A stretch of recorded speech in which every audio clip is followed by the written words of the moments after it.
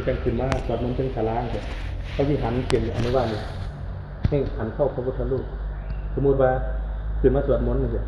ตอนที่ปูให้เขียนอนุบาล2เขียนเขาไปหาพระพุทธรูปปูลักษณะนี้ปูหันด้านนี้เขาหาพระพุทธรูปหรือว่าไปข้างนอกไปงานไปนิมนต์ไปยังกระชังไม่มีพระพุทธรูปแต่ว่ามีพระเถระนั่งอยู่พระที่ท่านสาหลายกว่าถ้าเป็นหันอันนี้เนี่ยไปหาพระที่ท่านสาหลายกว่า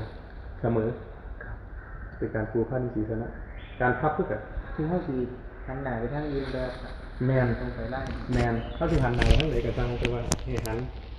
อนุบาตนี่ต้องหาพระเถระเสมอพับไปสิพับพระนิสีสนะพับให้เรียบร้อยติดให้เรียบร้อยถ้าติดยามไว้ตลอดบ่หายออกยามเลยครับอันนี้คือตอนมันสิลืมออกตากแล้วก็ต้องพับเก็บใส่ยามไว้มันสิลืมครับ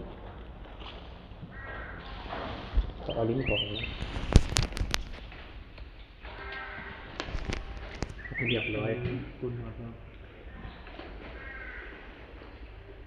ออกเลยครับ